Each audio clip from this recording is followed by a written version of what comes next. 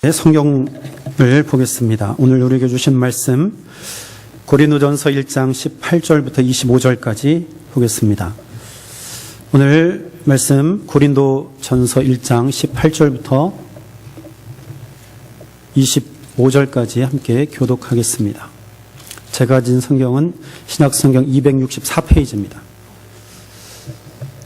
고린도전서 1장 18절부터 25절까지 이렇게 보겠습니다. 십자가의 도가 멸망하는 자들에게는 미련한 것이요 구원을 받는 우리에게는 하나님의 능력이라.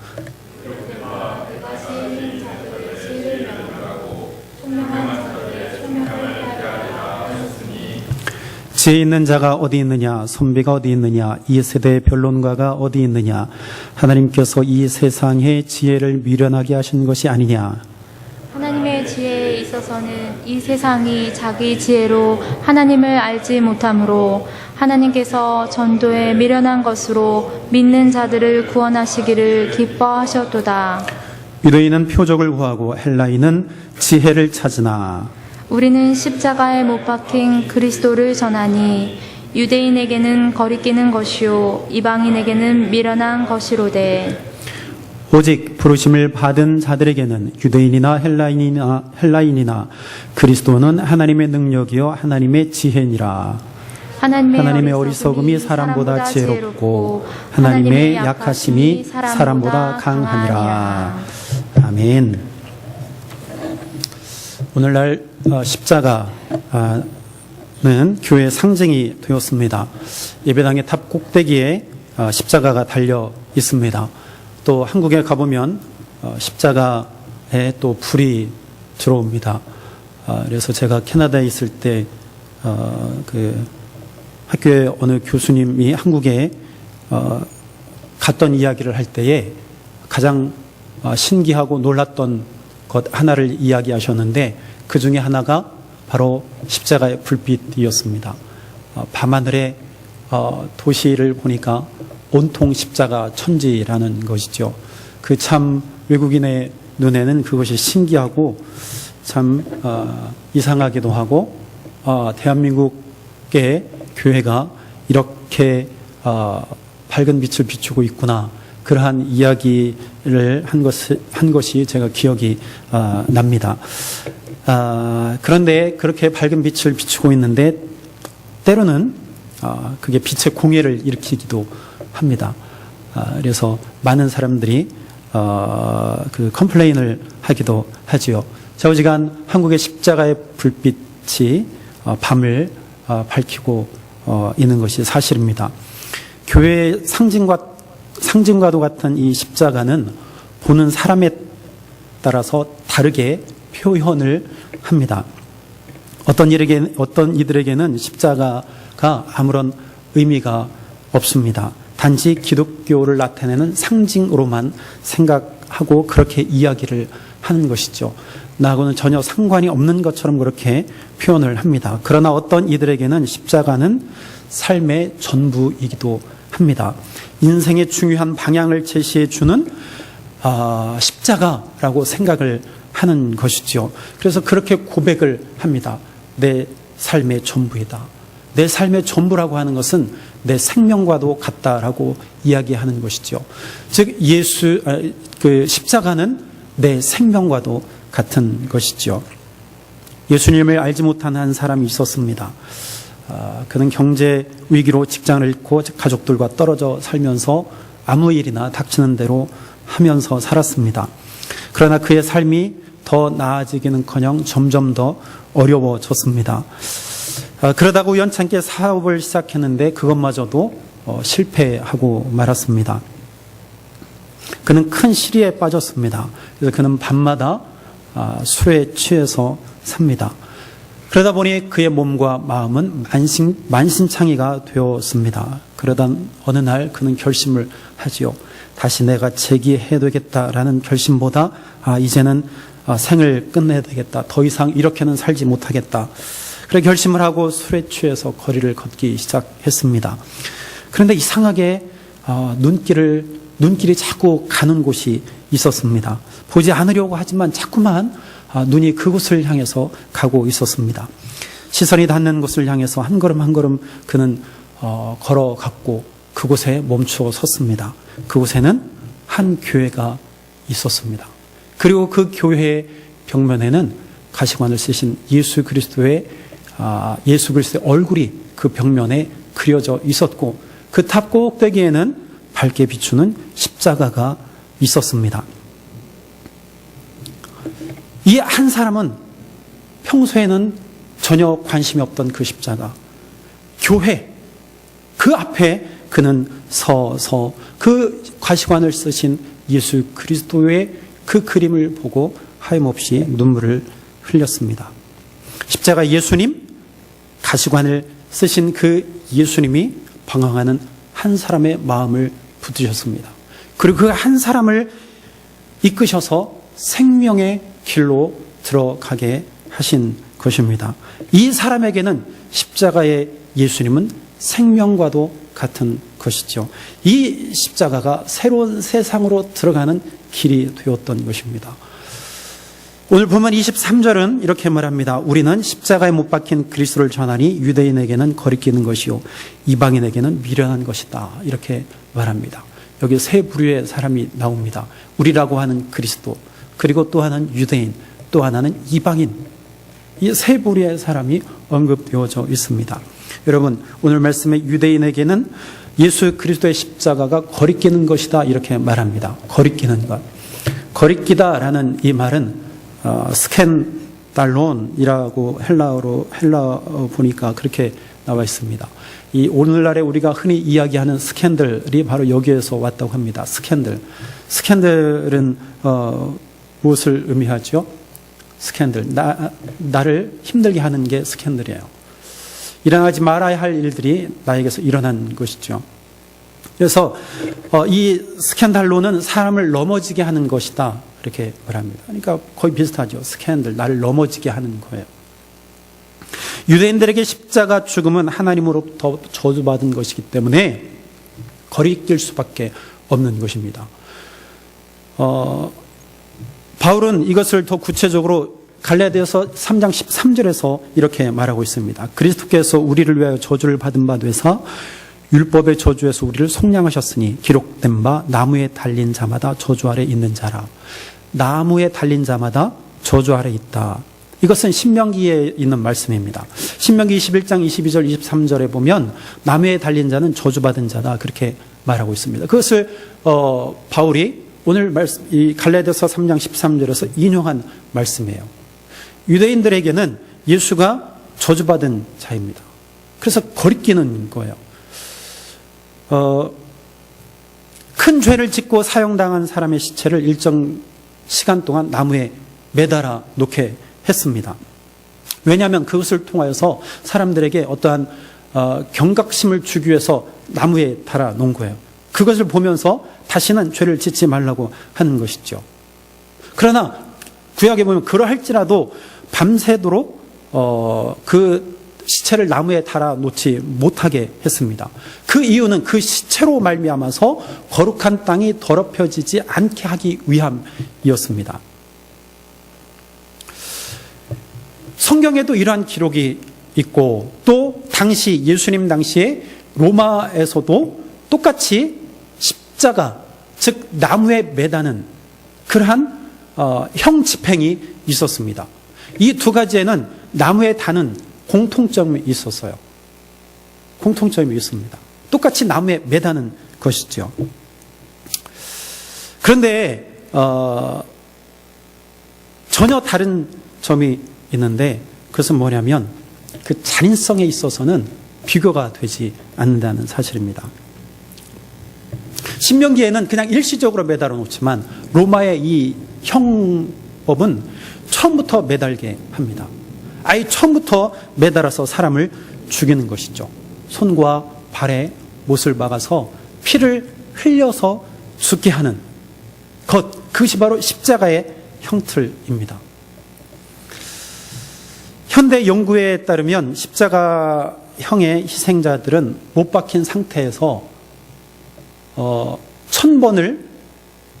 1000번 정도, 약이죠. 1000번 정도 죽었다 깨었다를 반복한다는 거예요. 그렇게 됐을 거라는 것입니다. 얼마나 큰 고통이에요. 내가 죽고 싶어도 죽을 수 없는 거예요. 내가 죽었다 하고 아무 정신없이 있는데 또 깨는 것이죠. 다른 사람이 나를 깨우든지 아니면 내 고통 때문에 깨든지 그러한 상태에 있는 것입니다. 죽을래야 죽을 수 없는 상태가 바로 저 십자가 위의 상태라는 것이죠. 그렇게 반복하다가 지치면 마침내 숨을 쉴 수 없게 되고 호흡수가 줄어들게 되면 질식하거나 혹은 심장 박동수가 점점 줄고 불규칙적으로 뛰면서 멎게 되고 그래서 사람이 죽게 되는 것입니다. 그리고 또한 거기서 끝나는 것이 아니라 죽은 시체를 그냥 계속 매달아 놓아서 들짐승 혹은 날아다니는 그러한 짐승들에 그냥 노출해 놓아서 그것들로 인해서 뜯어먹게 하는 그러한 일들을 바로 십자가형을 통해서 진행했다라는 것이죠. 얼마나 끔찍합니까? 참으로 끔찍한 일이 바로 이 로마의 십자가 형틀이라는 것이죠. 로마 사람들도 다 알고 있었습니다. 그래서 그 사람들도 아주 특별한 경우에만 이 십자가형을 집행했다는 것이죠. 정부의 반기를 든 사람, 그러니까 로마 정부의 반기를 든 사람, 정치범들, 그리고 또한 로마의 시민권을 가지고 있지 않은 사람들, 그 사람들을 십자가 형틀로 형을 집행했습니다. 그러니까 저주의 대상이에요. 십자가는 저주의 대상인 것입니다. 그래서 유대인들은 그렇게 생각을 했습니다. 십자가의 죽음은 저주의 대상이다. 그런데 그 위에서 죽은 자가 누구예요? 예수 그리스도라는 것입니다. 저주받고 그리고 또 정치범으로 죽은 그 예수가 메시아 그리스도라고 하니까 유대인들은 그것을 인정할 수 없고 받아들일 수 없는 것이 되었습니다. 그래서 예수가 거친 것이 되는 거예요. 유대인들은 예수님을 인정하고 싶지 않은 것입니다. 저주받은 자가 어떻게 우리의 메시아가 될 수 있느냐? 어떻게 우리의 그리스도가 될 수 있느냐?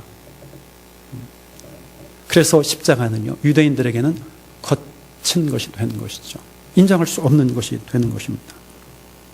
이방인들은 또 어떻습니까? 이방인들에게 있어서 십자가는요, 미련한 것입니다.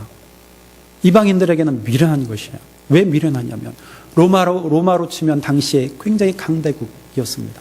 모든 길은 다 로마로 통한다라고 했습니다. 그는 넓은 땅을 가지고 있었습니다. 지자의 말 한마디에 모든 것이 움직이는 그러한 시대였습니다. 그 막강한 로마에 저항하는 것은 어리석다라는 것이죠. 왜 그 정부에 비판을 가하고 왜 대적해서 십자가 형틀에 매달리냐 이거예요. 그것은 어리석다, 미련한 짓이다.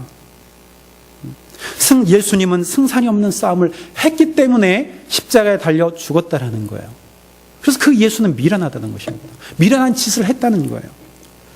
그리고 또한 십자가에 못 박힌 예수를 믿는다는 것, 그것처럼 미련한 것이 없다라는 것이죠. 예수님을 믿는 것은 다 헛소리에 불과하다. 이방인들에게 그렇게 생각했다는 것입니다. 유대인들에게는 십자가가 거치는 것이요, 이방인들에게는 미련한 것이 이 십자가. 그러나 바울은요, 전혀 그렇게 생각하지 않았다라는 것입니다. 바울은 십자가에 처형당한 예수 그리스도를 유대인들처럼 이방인처럼 그렇게 생각하지 아니하고 십자가가 오직 하나님의 능력이요 하나님의 지혜로 생각했다는 것입니다. 오늘 보면 18절은 이렇게 이야기하죠. 십자가의 도가 멸망하는 자들에게는 미련한 것이요 구원을 받는 우리에게는 하나님의 능력이다. 또한 오늘 24절에 이렇게 말합니다. 오직 부르심을 받은 자들에게는 유대인이나 헬라인이나 그리스도는 하나님의 능력이요 하나님의 지혜다. 그렇게 말합니다. 바울은요, 지금 십자가, 예수의 십자가 죽음이 거리낌의 대상이나 미련한 것이 아니라 오직 하나님의 능력이라는 것을 그가 깨달았습니다. 많은 사람들이 그것을 인정하지 않지만 바울은 그것을 깨달았어요. 저 십자가는 보통이 아니다. 바로 저 십자가가 하나님의 능력이라는 것을, 하나님의 지혜라는 것을 깨달았습니다. 당시에 많은 사람들과 전혀 다른 생각을 한 것이죠. 유대인들과 다른 생각을 한 것입니다. 이방인들이 생각했던 것과 전혀 다른 생각을 한 것입니다. 당시의 사람들은 많은 지혜를 가지고 있었습니다. 많은 열정을 가지고 있었습니다. 많은 유대인들은 정말로 우리가 따라갈 수 없는 그런 종교적 열정을 가지고 있었어요. 여러분, 우리가 바리새인들, 서기관들, 우리가 예수님께서 그들을 질책하고 책망했다고 해서 우리가 그런 시각으로 바라보고 있지만 곰곰이 생각해 보세요. 그들이 얼마나 많은 지식을 가지고 있었는지 아십니까? 얼마나 많이 성경을 연구한지 아세요? 그런 철저하게 율법화되어진 사람들입니다. 하나님의 말씀을 아주 잘 알고 있었던 사람이에요. 얼마나 열심을 품고 있었던 사람인 줄 아십니까? 그들은요, 금식했습니다. 하루에 3번씩 기도했습니다. 3번 혹은 5번씩 하나님께 기도했습니다. 그것도 성전에 가서 그 때에 맞춰서, 시간에 맞춰서. 그런데 그들의 생각 아니라는 거예요. 전혀 다른 생각을 바울은 했다라는 것이죠. 그래서 그 사람들은요, 저 십자가, 너희들에게 거치는 것, 너희들이 미련하게 생각하는 것, 저 십자가 그렇지 않다. 그것은 하나님의 능력이요, 하나님의 지혜다. 바울이 이렇게 이야기했을 때 사람들이 어떻게 생각을 했을까요? 어떻게 생각했을까요? 정신 나간 사람이라고 생각했습니다. 저 바울은 정신 나갔다. 저주받은 예수 그리스도가 어떻게 하나님의 능력이 될 수 있느냐? 어떻게 하나님의 지혜가 될 수 있느냐? 많은 사람들이요, 그를 지지하지 않았습니다. 그를 인정하려 들지 않았습니다. 그럼에도 불구하고 바울은 십자가 예수 그리스도가 하나님의 능력이라는 주장을 그는 굽히지 않았습니다. 그는 올곧게 이 믿음으로 살아갔습니다. 여러분, 이것이 바울이 가지고 있는 확신이고 바울이 가지고 있었던 믿음이었습니다. 하나님의 능력이란 말이 무슨 뜻일까요? 그렇다면 하나님의 능력이 무슨 말일까요? 헬라어로 보면 디나미스라고 합니다. 본문인 고린도전서 1장 18절에 나오는 이 하나님의 능력은 디나미스 베오라고 합니다. 하나님의 능력. 하나님의 능력이라는 말은 하나님이 행하시는 폭발적인 생명의 능력을 가리킵니다. 생명의 능력. 하나님의 능력이라는 것은 다른 것이 아니고 생명의 능력을 가리킵니다. 이것은 사람이 임의로 이렇다 저렇다 할 수 없는 것이에요. 하나님 고유의 능력이에요.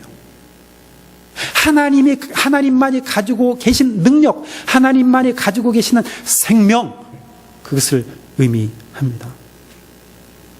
사람들이 생각하는 표적과 지혜로 그것을 알 수 없습니다. 그것은 하나님만이 가지고 계시고 있는 능력입니다. 오늘 본문 21절에 바울은 이 세상이 자기 지혜로 하나님을 알지 못한다 말합니다. 세상 지혜로는 감히 깨달을 수 없는 것, 하나님의 능력이다라고 말하고 있습니다. 하나님이 행하신 일, 그것이 뭐냐? 바로 예수 그리스도의 십자가 사건이라는 거예요. 표적과 지혜로 세상을 판단한 사람의 눈에 그것은 거리낌의 대상이고 어리석은 일에 불과합니다. 그러나 구원받은 사람에게는 십자가 예수님은 하나님의 능력이 되는 것입니다. 그러면 어떻게 십자가에 못 박힌 예수가 하나님의 능력이, 하나님의 지혜가 되느냐? 하나님의 능력이 십자가 위에서 나타났는데 그것이 하나님의 능력이 지혜예요. 그럼 어떻게 그것을 하나님의 능력이요 지혜라고 말하느냐? 그것은 다른 것이 아니고 저 십자가에서 이루어진 것 한 가지가 있어요. 저 십자가를 통해서 이루어진 것 한 가지가 있는데 그것은 뭐냐? 바로 죄 용서가 십자가 위에서 이루어진다는 사실입니다. 그게 바로 하나님의 능력이라는 거예요. 그것이 바로 하나님의 지혜라는 거예요. 죄는요, 하나님과 멀리 떨어지는 것입니다. 죄는 우리의 삶을 파괴합니다. 하나님과 멀리 떨어지는 것은 바로 우리의 삶을 파괴하는 것입니다. 도둑질, 살인, 폭력, 분노, 전쟁, 이러한 것들은 우리의 삶을, 우리의 생각을, 우리의 정신을 파괴합니다. 그래서 인류는 어떻게 하면 이러한 것들로부터 벗어날까? 어떻게 하면 죄짓지 않고 살까? 그래서 우리는 연구하고 생각하고 방법들을 만들어냅니다. 이렇게 고민하고 저렇게 고민하고 또 이렇게 행하고 저렇게 행하면서 좋은 방향으로 이렇게 나아갔습니다. 그런데 그러면서 우리는 법을 만들고 또 윤리적인 도덕들을 우리가 세우고 질서를 만들어 갔습니다. 그래서 인류는 어떻게 하면 우리가 행복하게 살까? 지혜를 모았습니다. 그러나 인간의 죄는 해결되지 못했습니다. 지금도 여전히 하나님을 떠난 인간의 죄는 끊임없이 반복되어지고 있습니다. 이와 같은 세상에서 바울은, 죄가 관영한 이 세상에서 바울은요, 예수 그리스도의 십자가만이 죄 용서의 유일한 길임을 지금 선포하고 있는 거예요. 그게 능력이다, 그게 지혜다 말이에요. 아무리 우리가 지혜를 모아서 많은 법들을 만들고 많은 윤리 도덕들을 만들어 봐야 그것으로부터 우리가 죄 해결받지 못한다는 거예요. 오직 죄 해결받을 수 있는 것은 어디에서 가능하다? 바로 예수 그리스도의 십자가를 통해서 가능하다는 것을 지금 바울은 우리에게 가르쳐주고 있는 것입니다. 여러분, 십자가는요, 우리에게서 그 어떠한 행동도 요구하지 않아요. 무엇만 요구합니까? 오직 믿음. 오직 믿음만을 우리에게 요구합니다. 사람이 착하게 산다고 해서 우리가 죄가 해결되지 않아요. 세상에는 우리보다 더 착한 사람 많습니다. 우리보다 더 돈이 많아서 더 많이 자선 사업하고 도네이션하고 그렇게 하는 사람들 참 많아요. 그러나 우리가 그것만으로 우리가 죄에서 해방받을 수 없습니다. 모든 사람은 오직 예수 그리스도의 십자가의 죽음을 통해서 죄 용서함 받고 죄와 사망으로부터 해방받을 수 있다는 것입니다. 이게 진리예요. 지금 바울은요, 그것을 말하고 있는 것입니다. 그것이 하나님의 능력이라는 거예요. 그것이 하나님의 지혜라는 거예요. 그것을 부정하는 사람들은 바로 유대인과 이방인과 같이 거친 것이 되고 미라는 것이 되는 거예요. 거기서 어떻게 우리가 우리의 죄를 용서받느냐?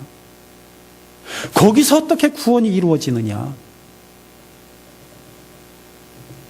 바울은요, 그렇지 않다. 저 십자가 위에서 모든 것이 이루어진다는 것을 지금 가르쳐주고 있습니다. 저 십자가가 구원의 길이라는 것을 지금 우리에게 말하고 있는 것입니다. 사실 예수님은요, 하나님께서 감춰 놓았던 비밀이에요. 비밀. 오래전부터 감춰 놓았던 비밀입니다. 그러나 하나님은요, 때가 되어서 그 비밀을 드러내셨습니다. 십자가 위에 계신 예수님을 통해서 그 비밀을 우리에게 다 보여주셨습니다. 그 비밀을 아는 자는 하나님의 부르심에 응답해서 예수님을 믿음으로 고백하며 하나님 앞에 가까이 나아갈 수 있는 것입니다. 어찌 보면 기독교는 참 이상한 종교입니다. 십자가에 못 박혀 죽으신 분이 우리에게 구원을 가져온다고 말하니 그렇지 않습니까? 참 이상해요. 어떻게 죽은 자를 통해서 우리가 구원을 얻느냐?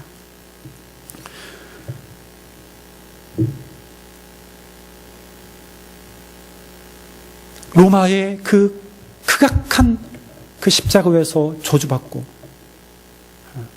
죽은 그 예수 그리스도를 통해서 어떻게 우리가 구원받고 또 어떤 사람은 그것을 자랑해요. 나는 십자가밖에 없다. 나는 십자가밖에 없다. 그러니 참 이상하죠. 그러나 지금 우리가 사는 이 시대에 꼭 필요한 것이 무엇이냐? 정말 죄가 많은 이 세상에서 꼭 필요한 것이 무엇이 있습니까? 저에게 묻는다면 저는 십자가밖에 없습니다. 십자가만을 붙드십시오. 십자가의 예수 그리스도를 붙드십시오. 저는 이렇게 이야기할 것입니다. 여러분, 우리가 사는 이 시대에 우리에게 필요한 것 한 가지가 있다면 십자가밖에 없음을 믿으시길 바랍니다. 십자가 위에 예수 그리스도밖에 없음을 여러분들 믿으시길 바랍니다. 십자가의 길이 바로 구원의 길입니다. 십자가의 예수님이 바로 우리의 구주이시고 우리의 구원자이십니다. 바울이 묵묵히 이것을 믿고 걸어갔던 것처럼 저 여러분들도 바로 그리스도만을 알고 십자가의 길을 걸어가야 할 것입니다. 본문 25절에 이렇게 말합니다. 하나님의 어리석음이 사람보다 지혜롭고 하나님의 약하심이 사람보다 강하다. 하나님의 어리석음이 사람보다 지혜롭고 하나님의 약하심이 사람보다 강하다, 이렇게 말씀합니다. 하나님의 어리석음과 하나님의 약하심, 그것이 바로 십자가라는 거예요. 십자가의 예수님이라는 것입니다. 세상은 십자가를 보면서 어리석다고 말합니다. 그러나 십자가 예수님은 내가 세상을 이기었다라고 말합니다. 내가 세상을 이기었다. 아무리 큰 지혜를 가지고 있다고 해도 하나님의 어리석음이라도 따라갈 수 없습니다. 사람이 아무리 강한 힘을 가지고 있다고 해도 하나님의 약함조차도 이길 수 없습니다. 그 사실을 십자가 위 예수님을 통해서 우리에게 보여주셨습니다. 조롱과 멸시와 저주 가운데서 예수님이 죽으셨지만 하나님은 예수님을 죽은 자 가운데서 다시 살리셨습니다. 하나님은 죽은 자 가운데서 살리신 예수를 지극히 높여서 모든 이름 위에 뛰어나게 하셨습니다. 그래서 그 하늘에 있는 자들과 땅에 있는 자들과 땅 아래에 있는 자들로 모든 무릎을 예수 앞에 꿇게 하셨습니다. 그러니 이것이 하나님의 능력이요 하나님의 지혜가 되는 것이죠. 하나님의 능력은 사람의 능력과 다릅니다. 하나님의 지혜는 사람의 지혜와 다릅니다. 하나님의 능력과 사람의 지혜로 보면, 사람의 능력과 사람의 지혜로 보면 불행할 것 같은 그 한 사람이 하나님의 능력과 하나님의 지혜를 의지해서 기도하며 믿음으로 행복하게 산다면 바로 그 사람이 강한 자요, 그 사람이 지혜로운 자인 줄로 믿으시길 바랍니다. 여러분들이 불행하게 산다고 생각하십니까? 천만에요. 전혀 그렇게 생각할 이유가 없습니다. 하나님의 능력을 의지한다면 우리가 강한 자예요.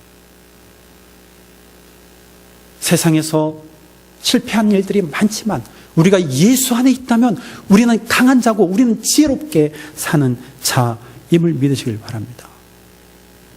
그것보다 더 큰 은혜가 어디 있습니까? 그것보다 더 영광된 일이 어디에 있겠습니까?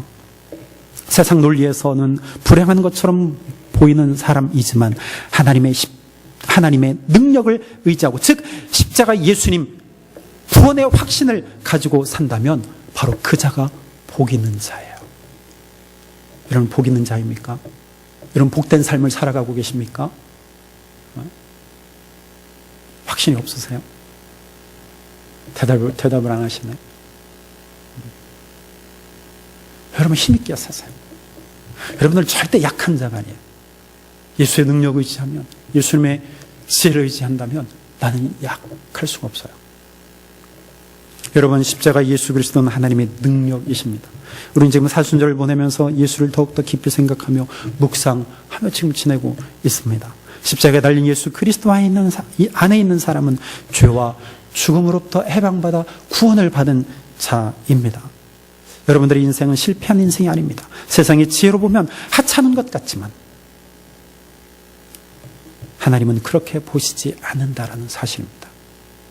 하나님은 십자가 위에 예수님의 손과 발에 자신의 손과 발을 포개고 있는 사람을 구원하십니다. 이것이 하나님의 능력입니다. 하나님의 능력을 의지하는 사람의 겉은 날로 쭈그러들지언정 그 내면에 있는 진액은 날마다 풍족하게 될 것입니다. 우리의 겉사람은 후패하나 우리의 속사람은 날마다 강건해져 갑니다. 오늘도 십자가 위에 예수님을 붙드세요. 오직 예수밖에 없습니다. 오직 예수 그리스도밖에 없습니다. 우리가 사는 길은 그것밖에 없어요. 우리가 영원한 생명 얻는 길은 그 길밖에 없습니다. 우리에게 다른 이름을 주시지 않았습니다. 구원받을 만한 다른 이름을 우리에게 주신 일이 없습니다. 오직 예수가 생명이시고 예수님이 진리이시고 예수가 생명수이십니다. 그분을 통해서만 구원이 이루어집니다. 세상 사람들은 우리에게 손가락 할지 모르지만 그러나 거기에 굴할 이유가 없습니다. 굴해서도 안 돼요. 자신감을 가지세요. 우리는 능력을 가지고 있습니다. 하나님의 능력으로 우리는 살아가는 것입니다. 우리에게는 영원한 생명이 있습니다. 우리에게는 영원히 사는 생명이 주어졌습니다. 하나님은 이미 예수 그리스도를 통해서 우리를 의롭게 하셨습니다. 예수 그리스도를 믿는 자는 의로운 자야. 여러분, 이 믿음으로 오늘도 이기며 살기를 바랍니다. 십자가는 하나님의 능력입니다. 십자가는 하나님의 능력입니다. 십자가는 하나님의 능력입니다. 기도하겠습니다. 우리 함께 기도합시다. 십자가는 하나님의 능력입니다. 우리를 죄악 가운데서 구원하시고 우리에게 생명을 주시는 능력입니다. 십자가는 능력입니다. 십자가 예수님이 하나님의 능력입니다. 우리 고백하며 우리 하나님 앞에 기도하도록 하겠습니다. 다 같이 기도합니다. 하나님 아버지, 오늘 귀한 말씀